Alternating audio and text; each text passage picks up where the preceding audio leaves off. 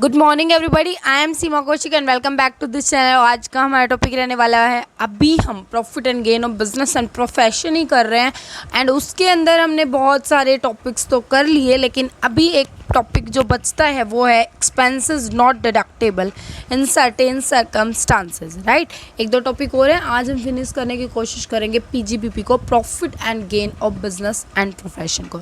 इससे पहले मैं आपको बता देती हूँ, इससे पहले मैंने 2 यूनिट पूरे कंप्लीट कराए हुए हैं, आप जाके प्लेलिस्ट में देख लीजिए। लीगल एस्पेक्ट ऑफ बिजनेस इतना ज़बरदस्त तरीके से कराया है, आप खुद देख के बताइए मुझे। एंड एक मैंने बिजनेस लॉ कराया, सॉरी बिजनेस लॉ तो यही होगा, बिजनेस फाइनेंस कराया हुआ है, तो वो भी आप एक बार देख लीजिए। राइट, चलो स्टार्ट करते हैं अपना आज का topic, expenses not deductible in certain circumstances under section 48। चलो, वैसे आपको लग तो रहा होगा ना कि अभी सबसे पहले, इससे पहले ही हमने डिसअलाउड के बारे में बात करी थी, तो ये फिर क्या आ गए। तो ध्यान से देखो, टेंशन बिल्कुल भी मत लो, ये वो एक्सपेंसेस है जो कि आपके कुछ ऐसे सर्कमस्टांसेस आपके सामने आ जाता है कि उस टाइम पर आप जो है इनके डिडक्शन नहीं ले सकते हो। एक एक करके देखेंगे सारे पाँचों को।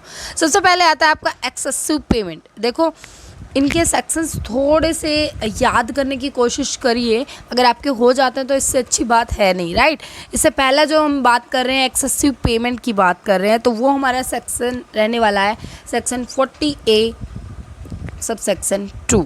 समझ में आई बात? 40A सब सेक्शन 2 ये है आपका एक्सेसिव पेमेंट। A2 की एक्सेसिव पेमेंट हो गई, 40 तो आपके सेक्शन में ही है, ऊपर ही गिवन है। राइट, तो मुझे बताइए एक्सेसिव पेमेंट से आप क्या समझते हैं, फिर मैं बताती हूँ। बताओ, चलो ध्यान से सुनो, मैं जो बात बता रही हूँ आप ध्यान से सुनिए। ये क्या कह रहा है, ये क्या कहना चाह रहा है?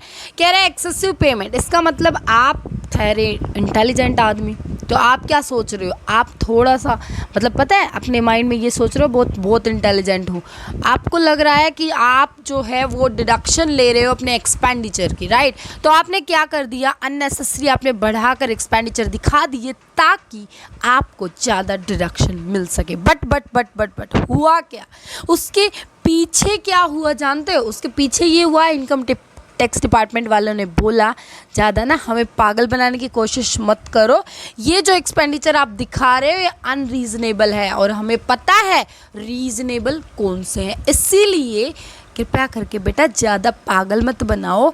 ये जो रीजनेबल एक्सपेंडिचर है ना, सिर्फ आपको उनकी डिडक्शन मिलेगी, बाकी अननेसेसरी एक्सपेंडिचर की डिडक्शन नहीं मिलेगी। इस वजह से एक्सेसिव पेमेंट अगर आप करते हो तो अंडर सेक्शन 40A2 राइट, ए सब सेक्शन 2 के अंदर आपको एक्सेसिव पेमेंट की डिडक्शन नहीं मिलती। क्लियर है? चले नेक्स्ट से डी पेमेंट इन कैश। इसका मतलब क्या है कि आप जो है वो पेमेंट कैश में कर रहे हो, तो आप क्या department, tax department, income tax department पता क्या कहता है? कहता है ध्यान से बात सुनो, अगर 10,000 तक आप पेमेंट करते हो कैश में तो ठीक, पहले 20,000 थी अब 10,000 हो गई तो ठीक। अगर आपने 10,000 से एक भी रुपया ज़्यादा किस में कर दिया, कैश में पेमेंट कर दी, तो आपको कोई भी डिडक्शन नहीं मिलेगी। समझ में आई बात जो मैं कह रही हूँ? क्या बोला मैंने? नॉर्मल गुड्स में तो 10,000 होगी, बट अगर आप पेमेंट कर रहे हो प्लेइंग, हायरिंग और लीजिंग गुड्स, कैरेज वगैरह करने के लिए, ठीक है, तो आपकी जो लिमिट है वो है 35,000 रुपीज़। अगर आपने इससे ज़्यादा 1 रुपये में भी आपने कैश में पेमेंट कर दी तो आपकी पूरी 100% पेमेंट जो है वो डिसअलाउड हो जाएगी। राइट, इसके रिगार्डिंग आप कुछ सर्टेन एक्सेप्शंस हैं, मीनिंग जहाँ पर आप 10,000 से ज़्यादा अगर कैश में पेमेंट करते हो तो फिर भी आपकी डिसअलाउड नहीं होगी। वो चीज़ एक बार ध्यान से सुनिए, लिखने की कोशिश करिए, नोटबुक वगैरह निकाल लीजिए। कहाँ पे लेके जाओगे ये नोटबुक और पेन? हाँ, रात है या दिन है, चाहे कुछ भी है, कुछ भी नहीं होता, ठीक है। नोटबुक और पेन साथ में रखा करो, अगर आप पढ़ रहे हो तो बहुत फ़ायदा होने वाला है। वैसे मुझे जितना लग रहा है आप मतलब पास में लिए मिलोगे। राइट, चलो कोई बात नहीं, जल्दी से लिखो जो मैं बता रही हूँ। कुछ ऐसे एक्सपेंसेस हैं जहाँ पर आपकी अलाउड हो जाएगी, बेशक आपके 100 मतलब क्या कह रही थी मैं, 10,000 से ज़्यादा या 35,000 से ज़्यादा हो। कौन से केसेस हैं? नंबर 1, ध्यान से सुनो, अगर आप पेमेंट कर रहे हो रूरल एरिया में जहाँ पर आपके सामने बैंक फैसिलिटी है ही नहीं, अवेलेबल ही नहीं है, वहाँ पर अगर आप पेमेंट करते हो तो आपकी अलाउड मानी जाएगी। समझ में आई बात। सेकंड पॉइंट कह रहा है अगर आप पेमेंट करते हो क्या कल्टीवेटर को परचेज करने के लिए या फिर एग्रीकल्चरल प्रोडक्ट को परचेज करने के लिए, फिश प्रोडक्ट को परचेज करने के लिए, तो वहाँ पर भी आपकी अलाउड रहने वाली है, मतलब डिडक्शन मिलने वाली है आपको आपके एक्सपेंसेस की। नेक्स्ट कह रहा है कि अगर आप पेमेंट करते हो बैंक से और LIC से, तो पता ही है पहले, तो आपकी डिडक्शन मिलेगी आपको। अगर आप किसी गवर्नमेंट को पेमेंट करते हो, समझ में आई बात, लीगल टेंडर वगैरह में, तो गवर्नमेंट को भी अगर पेमेंट करते हो तब भी आपको डिडक्शन मिल जाएगी। ठीक है। एक कह रहा है कि अगर आप पेमेंट करते हो और उस डेट को आपकी पेमेंट आपको करनी है जिस दिन आपका जो बैंक है वो क्लोज़ है, तो आप नहीं कर सकते हो, है ना। आजकल तो बस ऑनलाइन है वैसे, बट फिर भी ये बुक में था तो मैंने बता दिया। या फिर आप पेमेंट करते हो बैंक के किसी भी मोड के द्वारा, तो आपको डिडक्शन मिल जाएगी। और डिडक्शन जो सर्टेन एक्सेप्शंस है उनका सेक्शन अगर आप लिखना चाहो तो लिख सकते हो, वो है section 40A subsection 3A, right. 40A subsection 3A बहुत आसान है, कर हो जाएगा ना याद। चलो नेक्स्ट करते हैं, ध्यान से सुनो। नेक्स्ट क्या है, प्रोविजन ऑफ ग्रेच्युटी। ये क्या कह रहा है, देखो मान लीजिए कोई एम्प्लॉयर है, वो अपने एम्प्लॉय को रिटायरमेंट के टाइम पर या उसकी जब सर्विस टर्मिनेट हो जाती हैं उस टाइम पर ग्रेच्युटी की पेमेंट करता है, राइट। तो वो अपने प्रॉफिट में से उस अमाउंट को डिडक्ट नहीं कर सकता है, डिडक्शन जो है वो अलाउेबल नहीं है। बट ये कह रहा है कुछ एक्सेप्शंस हैं, और वो एक्सेप्शंस हैं कि प्रोविज़न अगर आपने बना रखा है ग्रेच्युटी का ड्यू, ठीक है, वो उसी टाइम पर ड्यू हो गया during the current previous year में, या फिर आपने प्रोविज़न बना रखा है, provision made for making contribution toward an approved gratuity fund, ठीक है, तो वो आपका अलाउड होगा under section 40A subsection 7, right. हो गया लर्न। चले नेक्स्ट।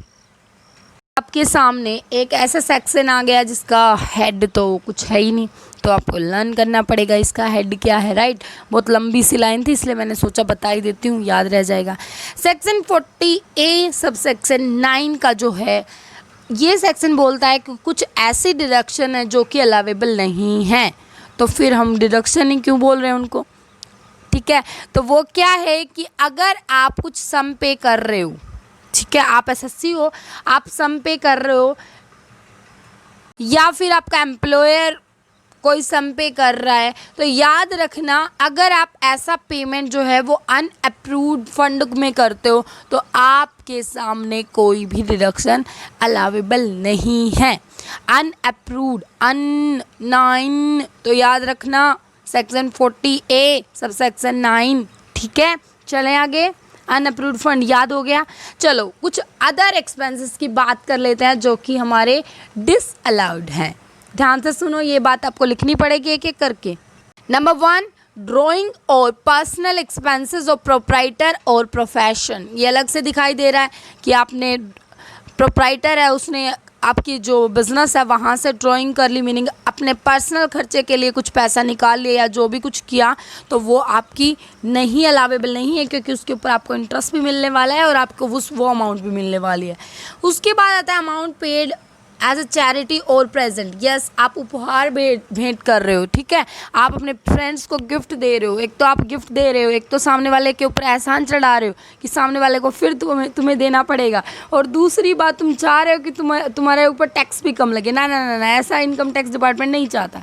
वो कहता है चुपचाप अगर प्रेजेंट देने का मन है, अगर आप दे रहे हो अपने फ्रेंड को उपहार, तो क्या मिलेगा बेटा, देना पड़ेगा आपको। दे रहे हो तो दे रहे हो, आपको उसके ऊपर ये नहीं कि टैक्स की छूट मिल जाएगी, बिल्कुल भी नहीं मिलेगी, ठीक है। और चैरिटी के ऊपर भी बिल्कुल भी नहीं मिलेगी। क्यों, दानवीर बन रहे हो, दानवीर बनोगे तो फ्री में दोगे, ठीक है।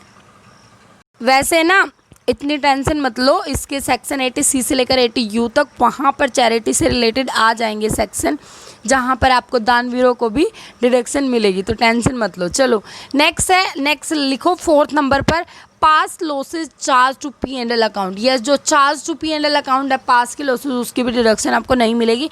नेक्स्ट है expenditure incur to buy off competition, yes competition को कट ऑफ करने के लिए आपने खर्चा कर दिया तो भी आपको कोई डिडक्शन नहीं मिलेगी। Penalties paid by the assessee, या गलती करी है तभी तो पेनल्टी पे करी है तो गवर्नमेंट कहती है, इनकम टैक्स डिपार्टमेंट कहता है ना ना ना पेनल्टीज़ के ऊपर बिल्कुल भी ना, क्यों आपने लॉ को तोड़ा, ठीक है।